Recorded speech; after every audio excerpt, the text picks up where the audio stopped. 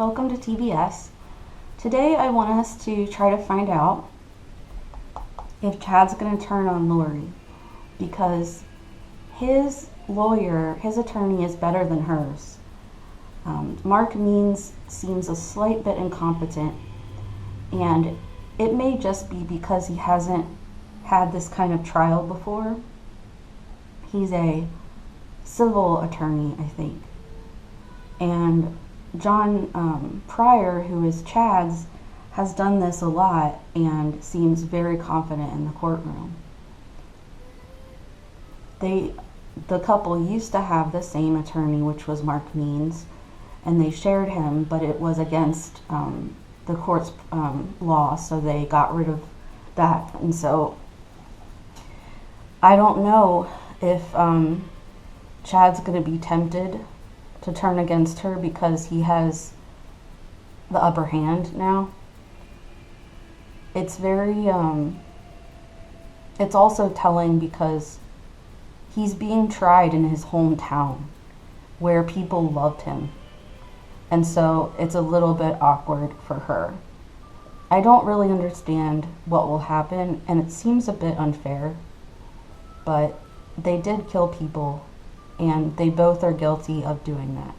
They're both guilty of forming a cult and continuing on with it and teaching people things that would hurt others. So what I want to do is I'm going to use these astrology cards to give us a little bit of background and see what's going to happen. And then I'm going to assign a card, an arcana card, to each person that's in the play, that's in the trial. And then we'll go ahead and do the reading. I'm not going to read a card for JJ or Tylee because they're gone, and they're looking down and are going to be part of the proceedings in some way, but this is kind of a dirty deal in some ways, trial is, and I just want to keep them out of it. They don't have to worry about this anymore. They do want justice, obviously, but they're in a better place, so it's different for them. I also only have one little amethyst angel. I don't have two, so I didn't want to not include one of them, in my little crystal area. So let's see here. Change, life's purpose, the truth, routine, stability, and I see. So let's figure this out.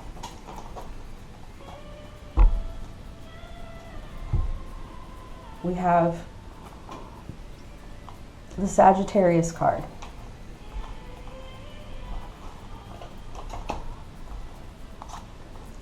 I see. Saturn, the truth. Lunar eclipse, change. Life's purpose. Routine. And stability. So if we're going to see this as Chad, he says that he sees, he thinks he can see what's going on. He thinks he knows the truth and can use it to his advantage. He thinks things will change for the better for him, that his stability will help him. And as long as he does a routine and keeps his nose to the grindstone and is very consistent, that everything will happen correctly because he thinks this is his life's purpose. He really does. I don't want to go into the psychological part of denial and also what it's like to be a cult leader, because those people are very, very, they're very complicated. But if we look at him being positive about his trial, this is what he's doing. And it's a little bit odd, but maybe he does believe in all of this, that he is supposed to be in charge of stuff, and God has talked to him and has told him things. As far as him thinking that his murdering the children is okay, this would say he thinks it's his life's purpose, and that as long as he goes along as he has been and keeps his nose down and clean, that nothing bad will happen. And he believes in John Pryor to help him. And John actually knew him before. And so it's a little bit, it's not nepotism or anything, it's just that this is really a real old town crime, old town trial, old town lawyers, like in To Kill a Mockingbird. It's that small of a town and it's that small of an area, and these people all know one another except for Lori and Means. So it's going to be really interesting. Now I want to give each player that's going to be in the trial, the hearing part, a voice here, and we'll see what we can find out. So I want to know, who is Chad? Temperance. Who's Lori? The devil. Who's Melanie Gibb? The fool. Who's Melanie Pulowski? The Empress. Who's the prosecution? The Sun. And who are the two attorneys? So we have on Chad's side the Lovers, and on Lori's side the Hermit. This is pretty interesting. This would indicate that he is still going with this life's purpose thing and seeing her as a lover. He's trying to be temperate about this whole thing, and he wants John to do what he wants him to do for her, as in not turn on her. Means is trying really, really hard to figure out how to do this correctly, and he's way in over his head.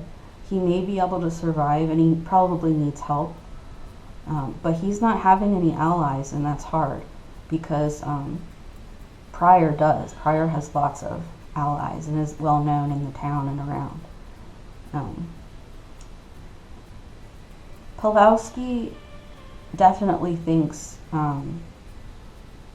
she's the Empress, but I hope this isn't what Chad thinks of her, because that means he likes her more than her and thinks she's evil and tempted him into badness. But this is more what I see him as. The prosecution's really optimistic. There's two people involved, Wood and Clark, I think, and there might be another one too. I forgot the judge, the Chariot. He wants to get it over with. He's willing to go, raring to go. So Lori being the devil, I mean, yes, she tempts him because he really is like hot for her, and still actually feels that way. He feels like she's the dirty secret, like the sin that he never could have until now. And it's kind of like a prize or a bonus for doing what God told him. And also that he's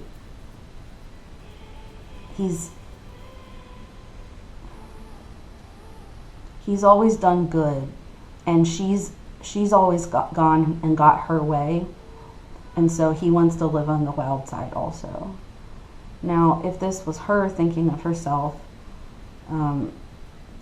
she may be going through a small bit of regret about having everyone she knows killed that are men, and then poor Tylee as well.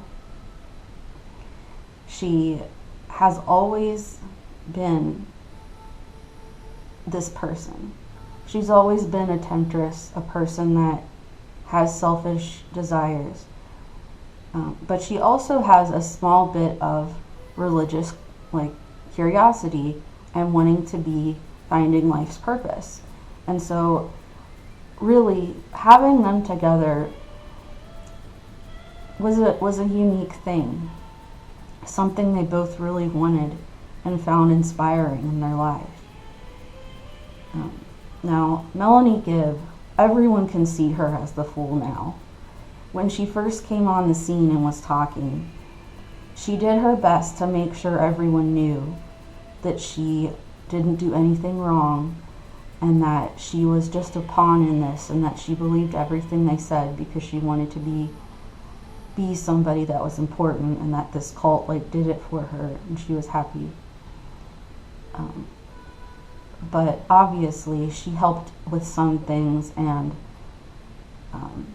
this means that she's going to get prosecuted later.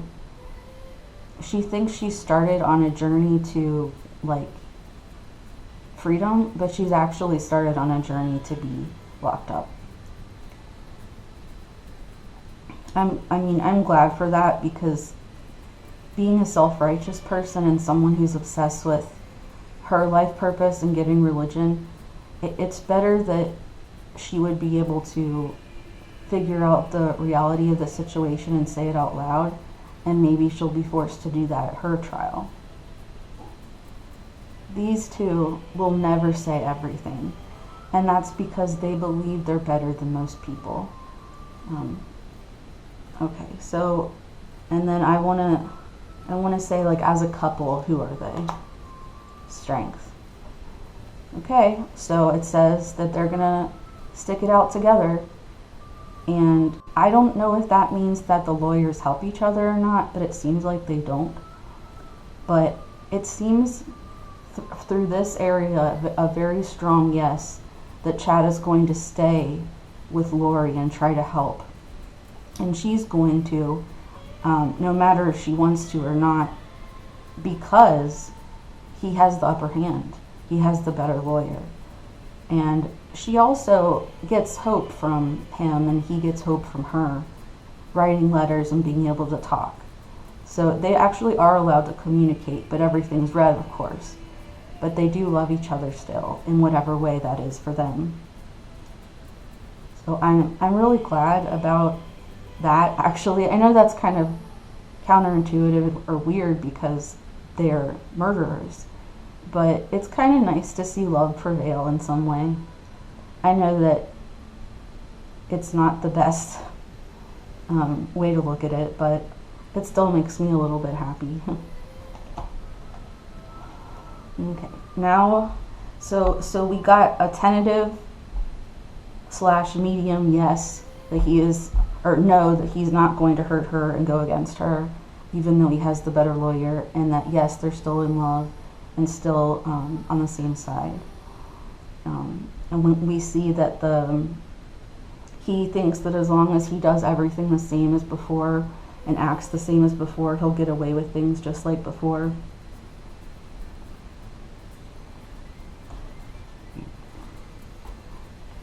Yeah, he sees that all of this as his purpose and that God will help him. Okay, so let's shuffle these cards. And we'll see what we can find out.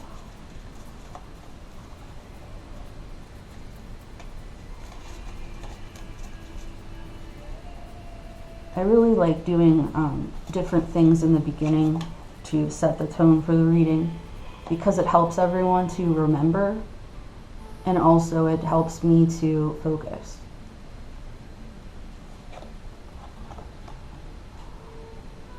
Nine of Cups.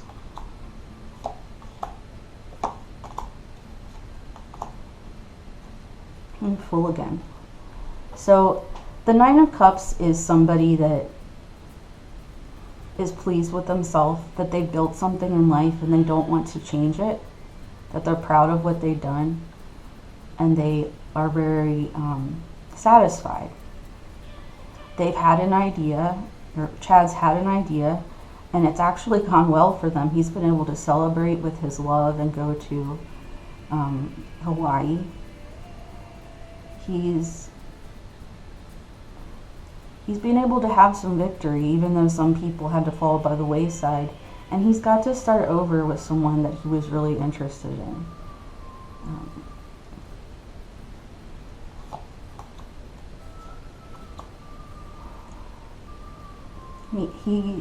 He sees himself as a person with vision and ideas, and that he has built and crafted something very important, his life's purpose.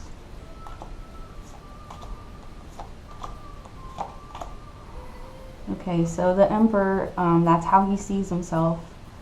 In reality, he could have gone two ways. He could have not killed Tammy, but he did. And so that kind of made his choice for him. After he did that, there was only one way to go.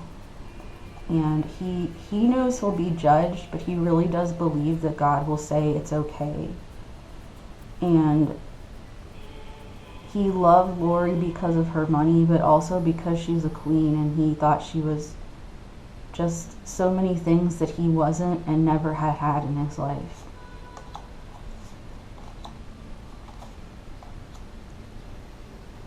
Because of being with her, that they could be together, they could have money with the things that she had done to procure money illegally. And all the people that have died because of it, that was just part of the way to get to the end, like the journey. So he surrendered to love, I guess you could say, and he was looking forward to the future with her when all of this happened and he got arrested. He's had some messengers to help him, and he has taught people how to be like him, how to mask themselves and go with the flow on the outside and be part of society. And Mormons are really, really good at this, having been taught this for about a century now, but especially him. And he wanted all of them to go on a journey with him into the next life and or just be in his cult. So I kind of want to know, what did he think about the July 22 thing?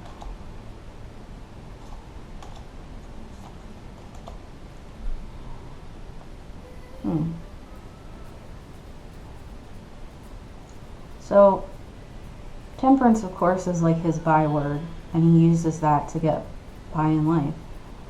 Queen of Cups is the love of his life, which actually is Tammy. Poor Tammy. And here's his children. So did he say that to... He said that to his children in a way to get her out of the way, and somehow it got blown out of proportion.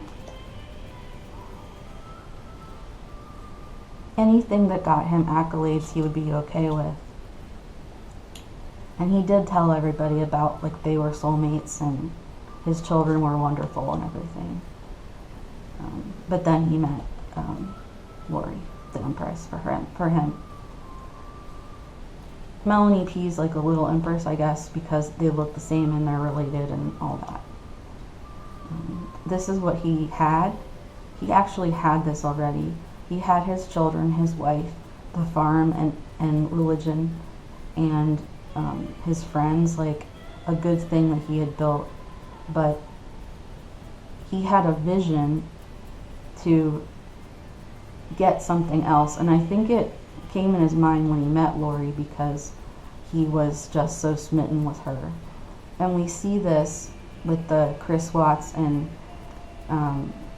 Nicole Kessinger thing.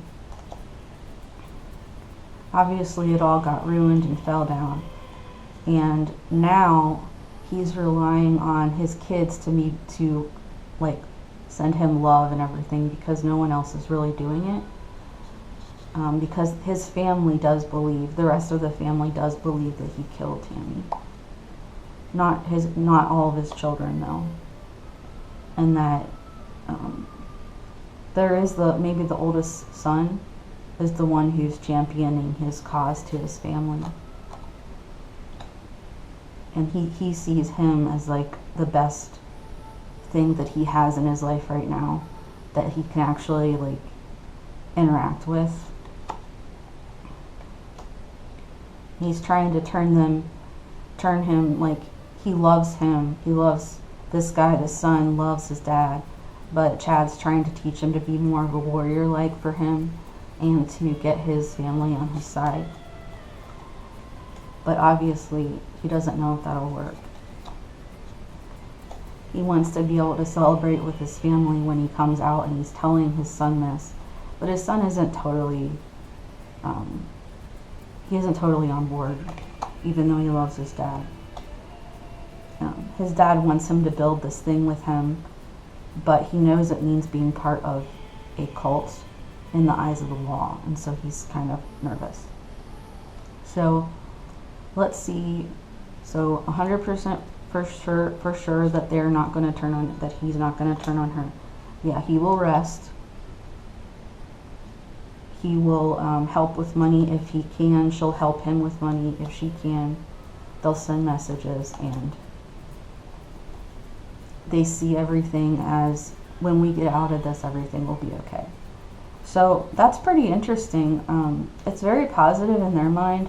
They actually have a belief that they could get out of this because of the Lord helping them.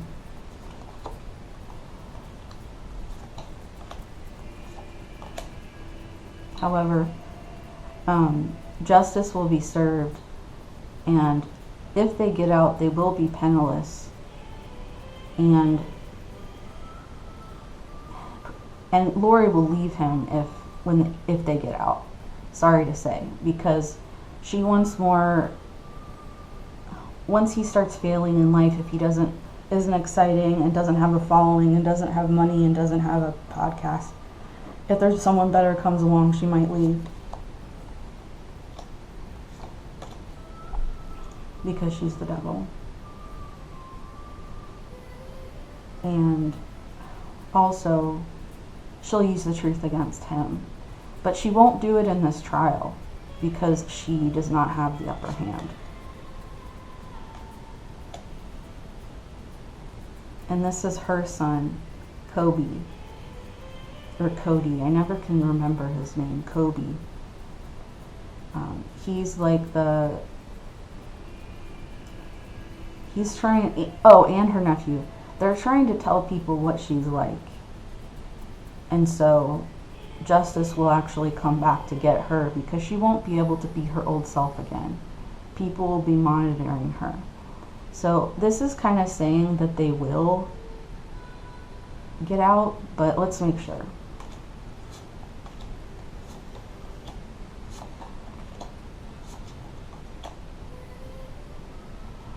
Yeah, I guess they will. This is saying that they'll get out of prison. It'll take a while with the trial and all, but that somehow they'll pin it on Alex or something like that.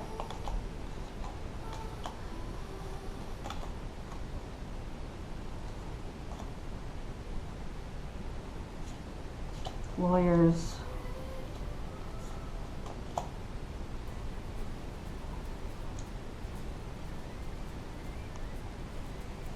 They might go with, it was too heavy of a burden mentally to deal with the cult and to deal with Alex, and he just overtook everyone.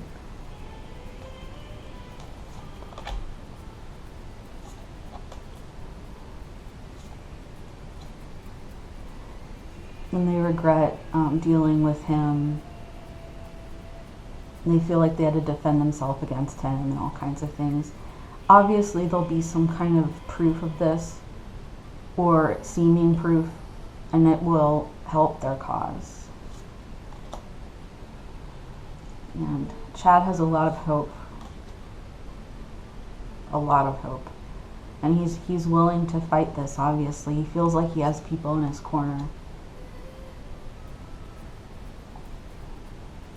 And John Pryor is very strong. He has money to back him in some way, and also parts of his children and family.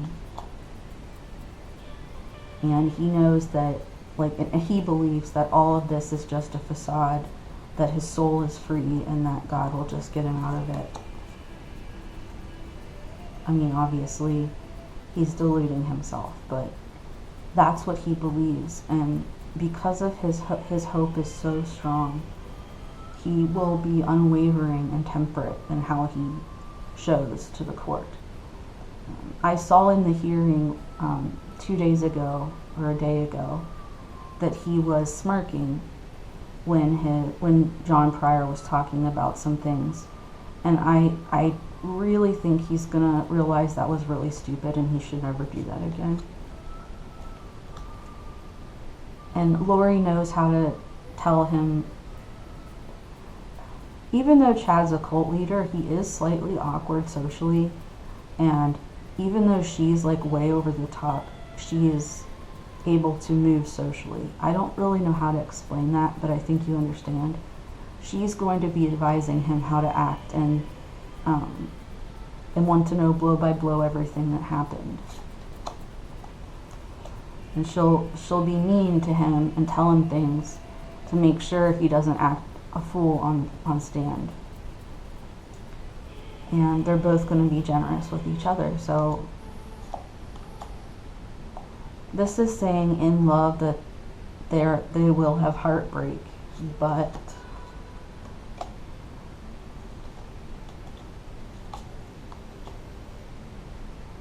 oh my, this is really weird. More cards.